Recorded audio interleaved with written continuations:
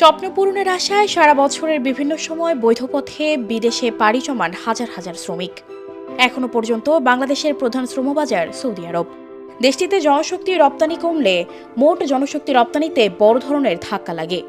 অন্য দেশে মানুষ কাজের সন্ধানে গেলেও তা খুব একটা পূরণ হয় না। যদিও এবারের চিত্র ভিন্ন। বছরের প্রথম 3 মাসে জনশক্তি রপ্তানিতে ভাটা পড়েছে। কয়েকটি দেশে জনশক্তি রপ্তানি বন্ধ ও যাওয়ার প্রবণতা কমাও একটি বড় কারণ। গত 2 বছর বাংলাদেশ থেকে সবচেয়ে বেশি মানুষ চাকরি নিয়ে দেশের বাইরে গিয়েছেন।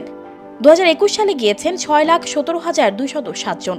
তবে পরপর 2 বছর জনশক্তি রপ্তানি বাড়লেও চলতি বছরে প্রথম 3 মাসে কিছুটা কমেছে বৈধ পথে বিদেশের কর্মসংস্থান। জনশক্তি কর্মসংস্থান ও প্রশিক্ষণ ব্যুরো এক হালনাগাদ রিপোর্টে তথ্য উঠে এসেছে।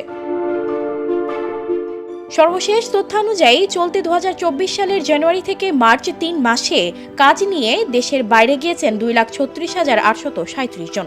অর্থাৎ 3 মাসের গড়ে দেশের বাইরে গিয়েছেন 78,945 জন। আগের বছর 2023 সালে বৈধ পথে কাজ নিয়ে বিদেশ গিয়েছেন 13,05,453 জন।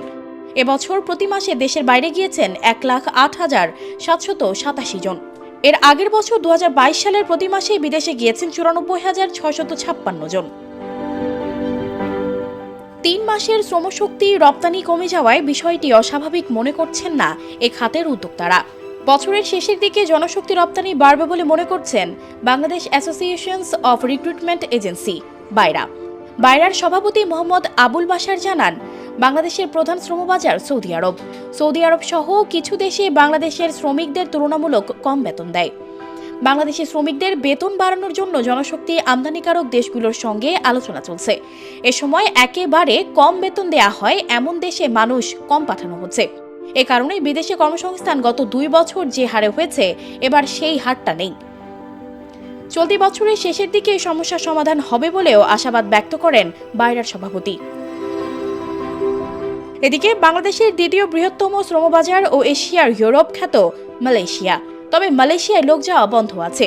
এছাড়া গত বছরের চেয়ে এ বছরের প্রথম 3 মাসে বিদেশে মানুষ যাওয়ার গতি কমার একটিও অন্যতম কারণ বলে উল্লেখ করেন বাইরা সভাপতি।